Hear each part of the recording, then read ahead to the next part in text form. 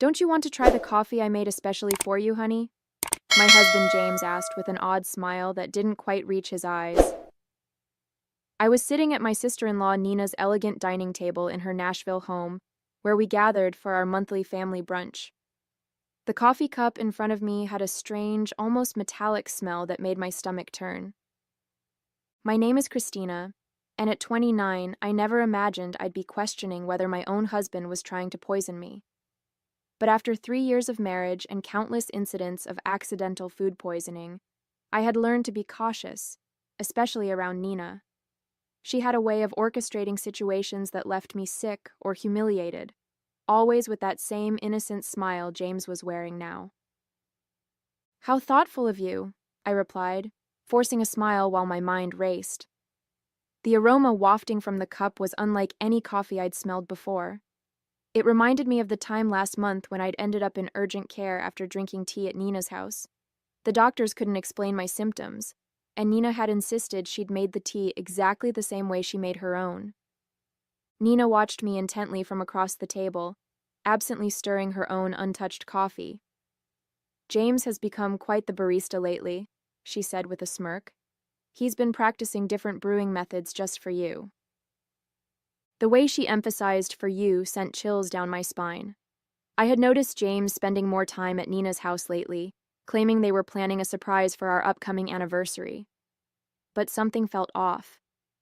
The whispered conversations that stopped when I entered the room, the strange texts I'd glimpsed on his phone, and now this coffee with its peculiar scent. I lifted the cup, pretending to take a sip while studying their expressions. James and Nina exchanged a quick glance that confirmed my suspicions. Making a show of checking my phone, I stood up abruptly. "Oh, would you look at that? I need to make a quick call for work. Nina, would you mind if I use your study?" As I walked past Nina's place setting, I deliberately stumbled, quickly switching our coffee cups in the confusion of steadying myself. "I'm so sorry," I exclaimed, straightening up. "I'm such a klutz sometimes." Nina waved off my apology with a tight smile. "Just try not to break anything in the study." I nodded and hurried away, my heart pounding. Through the study's doorway, I could still see them at the table. Now I just had to wait and watch. From the study doorway, I watched Nina lift the coffee cup to her lips, and my stomach clenched with anxiety. Part of me wanted to stop her, to warn her, but I needed to know the truth. I'd spent too many nights in emergency rooms, too many hours doubled over in pain, always after sharing meals with them.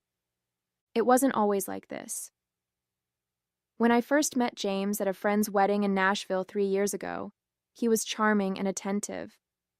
Nina had seemed welcoming too, inviting me to family gatherings and offering to help plan our wedding. But looking back, I should have noticed the red flags. The way she would accidentally spill things on my dress at important events, or how my food always seemed to have extra seasoning when she helped cook. The incident started small, an upset stomach here, a mild allergic reaction there. James always had an excuse ready. Maybe it was something you ate earlier, or you must be coming down with something. But the pattern was becoming clear. The worst was 2 months ago, when I ended up hospitalized after eating breakfast at their house. The doctors found traces of something in my system they couldn't identify, but James convinced everyone I must have taken some expired medication. I gripped the door frame, watching as Nina took another sip of the coffee. James was typing on his phone, seemingly unconcerned. My own untouched cup sat cold on the table where I'd left it. The metallic smell still lingered in my nose, making me shudder. A slight tremor in Nina's hand caught my attention. She set down the cup, her face suddenly pale. "James," she said, her voice shaking, "something's wrong." James looked up, his expression changing from confusion to horror as he realized which cup she was drinking from. He jumped up, knocking over his chair. "Nina, what's happening?" Nina's hands were trembling violently now. I feel..." She tried to stand but stumbled, grabbing the edge of the table for support. "James, what did you put in that coffee?" I stepped out of the study, my phone already recording. James was beside Nina now, his face ashen. "That wasn't supposed to be your cup," he whispered. But in the silence of the dining room, his words carried clearly. Nina's eyes widened with realization and fear. "Call an ambulance," she gasped, sliding to the floor. "Please, I can't." I dialed 911 immediately, my hands steady despite the chaos unfolding before me. Nina was on the floor now, her body racked with violent tremors. James knelt beside her, panic written across his face as he realized their plan had backfired spectacularly. "Emergency services? Yes, we need an ambulance at 1542 Maple Grove Drive," I said clearly, keeping my phone recording with my other hand. "My sister-in-law appears to be having a severe reaction to something in her coffee. She's conscious, but experiencing tremors." As I spoke to the dispatcher, Nina's eyes locked onto mine. The usual cold calculation in her gaze was replaced by raw fear. "Christina," she gasped, "you switched. You knew?" "Ma'am, the ambulance is on its way," the dispatcher assured me. "Please stay on the line." James was growing more frantic by the second. "Nina, what's happening? That wasn't supposed to... it wasn't meant for..." "Shut up, James," Nina snapped through gritted teeth, her anger momentarily overcoming her distress. "This is all your fault. You said it would just make her sick enough to miss the board meeting next week. You promised it wouldn't be traced." My blood ran cold. The board meeting, where I was scheduled to present my proposal for a major client account, the same account Nina had been trying to land for months at our competing firms. Everything started clicking into place. "The tea last month," I said, my voice surprisingly steady. "And the breakfast incident 2 months ago. Those weren't accidents, were they?" Nina's face contorted with another wave of pain. "The tea, that was supposed to keep you home during the Johnson contract presentation. But you went anyway." She clutched her stomach, doubling over. "James said, he said we just needed to discredit you, make clients think you were unreliable." The sound of sirens filled the air outside. James stood up, backing away from both of us. "Nina, stop talking. You don't know what you're saying." "I know exactly what I'm saying," Nina spat, her words slurring slightly. "We've been planning this for months, ever since Christina started outperforming me at every client meeting. You were supposed to make sure she drank it today."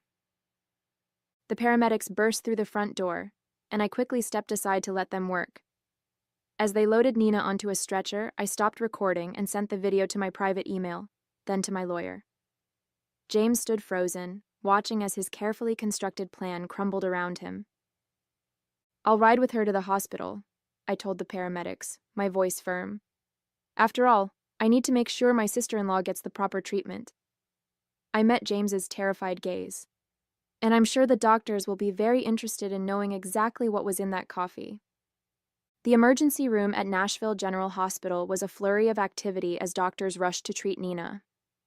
I sat in the waiting room, my phone clutched in my hand, replaying the recording of Nina's confession. The tremors in her voice, the panic in her eyes, it was all the evidence I needed to prove this wasn't just paranoia on my part. "Family of Nina Anderson?" a nurse called out. I stood up, noting James's conspicuous absence. He'd mumbled something about parking the car 20 minutes ago and hadn't returned. "I'm her sister-in-law," I said, following the nurse through the double doors. "How is she?" "She's stabilized, but we found concerning levels of toxins in her system." The nurse's expression was grave. "The doctor would like to speak with you about some unusual findings in her blood work." Dr. Phillips, a tall woman with graying hair and sharp eyes, was waiting by Nina's room. "Mrs. Bennett, could you tell me exactly what happened before your sister-in-law became ill?" I took a deep breath, pulling out my phone. "I think you should listen to this first." I played the recording from brunch, watching the doctor's expression change from professional concern to alarm. "This is very serious," she said, making notes on her tablet. "The substance we found isn't something that accidentally ends up in coffee. We're looking at deliberate contamination. Just then, James appeared at the end of the hallway, his face pale and sweaty. He'd clearly overheard the doctor's words. Christina, he started, taking a step toward me. Let me explain. Stay back, Dr. Phillips warned, pressing the nurse's call button. Security to room 412, please. James raised his hands in surrender. This is all a misunderstanding. Nina was confused. She didn't know what she was saying. Really? I pulled up the texts I'd discovered on his phone last week, the ones I'd secretly forwarded to myself. So these messages between you and Nina about making sure she's out of commission before the Henderson presentation were just friendly conversation. His face drained of color. You went through my phone? After I found the strange pills in your desk drawer? Yes, I did. I turned to Dr. Phillips. Doctor, I've been hospitalized 3 times in the past 6 months with unexplained symptoms. I'd like to know if they match what you found in Nina's system today. The doctor's eyes narrowed. We'll need to run some tests to compare. Security will make sure your husband remains available for questioning. 2 security guards appeared, positioning themselves on either side of James. He looked trapped, his carefully constructed facade crumbling. Nina and I, he stammered. We were just trying to help you slow down. You were working too hard, taking all the big clients. Nina said if we could just make you take some time off. By poisoning me? My voice was steady, even as my hands shook with rage. How long have you been doing this? Was it you who tampered with my food at the Christmas party, too? James's silence was all the answer I needed. Behind him, I could see Nina's room, where she lay connected to various monitors. Her earlier bravado was gone, replaced by the fear of someone who knew their schemes had finally caught up with them. Detective Mendoza is on her way, Dr. Phillips said quietly. She'll want to take statements from everyone involved.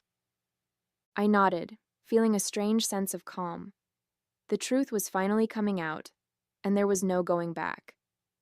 Detective Mendoza arrived within the hour, her presence commanding attention in the sterile hospital corridor. She was a seasoned investigator who specialized in domestic abuse cases, and she listened intently as I played the recording from brunch and showed her the text messages.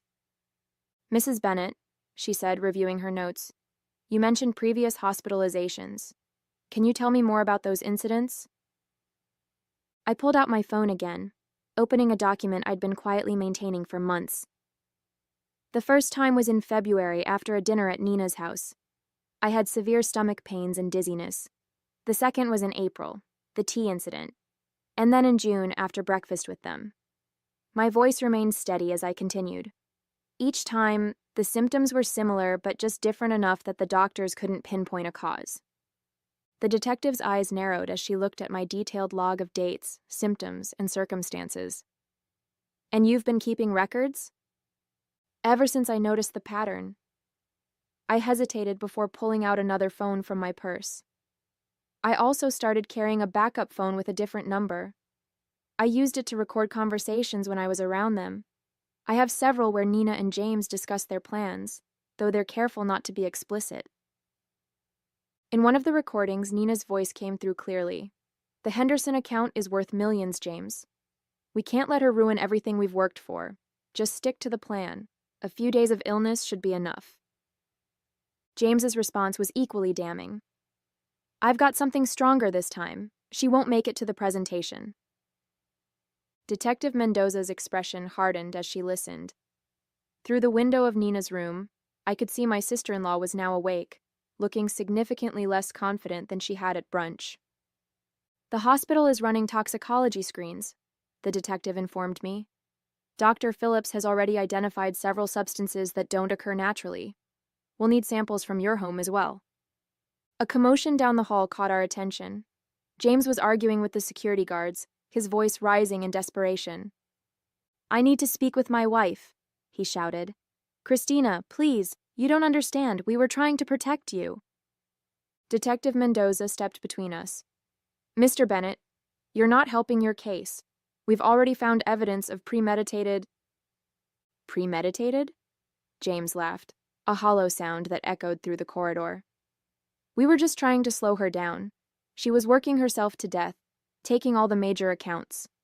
Nina said if we could just make her take some time off.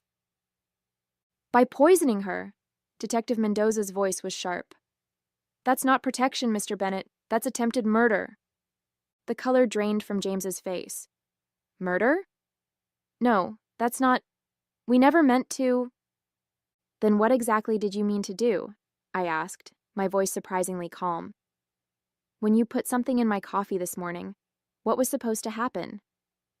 James's silence spoke volumes. Behind him, I could see Nina watching through her hospital room window, her face a mask of fear and calculation. I wondered if she was trying to figure out how to spin this, how to explain away months of systematic poisoning as some sort of misguided attempt at helping me. We'll need both of their phones, Detective Mendoza told the security guards. And I want officers posted at both doors. Nobody leaves until we get the toxicology results. Dr. Phillips entered Nina's room with a tablet in hand, her expression grim as she reviewed the test results. Detective Mendoza and I followed, while James remained outside with the guards. Nina tried to sit up straighter in her hospital bed, but the tremors hadn't completely subsided. The toxicology report shows elevated levels of several substances, Dr. Phillips announced, her voice clinical. Most concerning is the presence of a particular compound that's typically used in pharmaceutical testing. It's not something the general public should have access to. Nina's face paled. That's impossible. James said it was just something to cause mild symptoms. Mild symptoms? Detective Mendoza interrupted, taking out her notebook. Like the ones your sister-in-law experienced over the past 6 months? The door opened and another detective entered, holding an evidence bag. We found these in Mr. Bennett's office desk at the Anderson marketing firm, he reported, presenting several small bottles with clinical labels, along with detailed notes about dosages and reactions. I felt my knees weaken as I realized the full scope of their plan. You were documenting everything? Like some kind of experiment? It wasn't like that, Nina protested, but her voice wavered. We just needed to track what worked. The first few attempts weren't effective enough. You kept showing up to meetings anyway. So you increased the dosages, Detective Mendoza concluded, examining the bottles. Did you know these substances could be lethal in higher concentrations? The room fell silent. James, still visible through the window, sank into a chair in the hallway, his head in his hands. The Henderson account, I said slowly, pieces clicking into place. It wasn't just about that presentation, was it? You needed me out of the way permanently because the client specifically requested me as their lead. Nina's face contorted with a mixture of anger and fear. You were ruining everything. I built that client portfolio for years, and then you show up and suddenly everyone wants to work with you instead. James said he could fix it. By killing me? The words hung in the air, heavy with accusation. We weren't trying to... Nina started, but Dr. Phillips cut her off.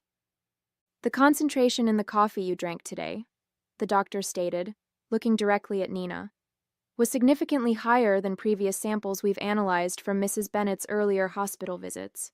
If she had consumed it, the outcome would have been severe, possibly fatal. Detective Mendoza turned to the other officer. We'll need a full warrant for both their homes and offices, and contact the pharmaceutical company listed on these bottles. Find out how they obtained these substances. Nina slumped back against her pillows, the fight draining from her face.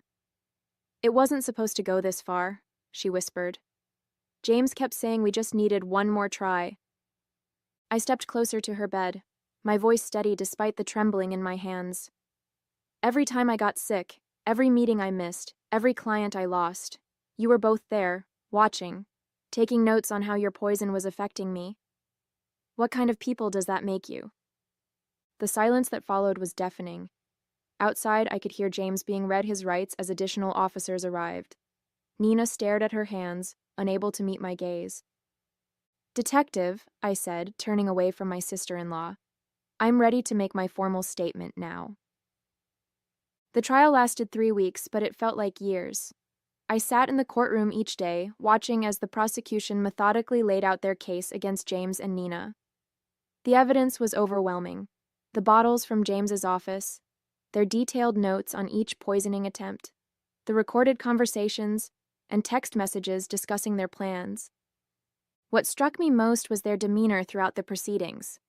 Nina, usually so polished and confident, looked small in her defendant's chair. James couldn't even look at me, keeping his eyes fixed on the floor as expert witnesses detailed the potentially lethal effects of the substances they'd been using.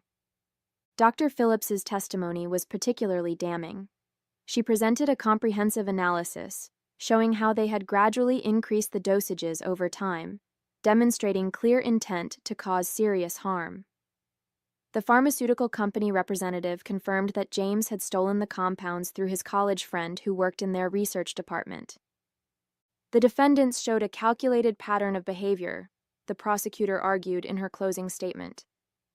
This wasn't just corporate sabotage, it was a systematic attempt to harm Mrs. Bennett, with a clear escalation that could have resulted in death.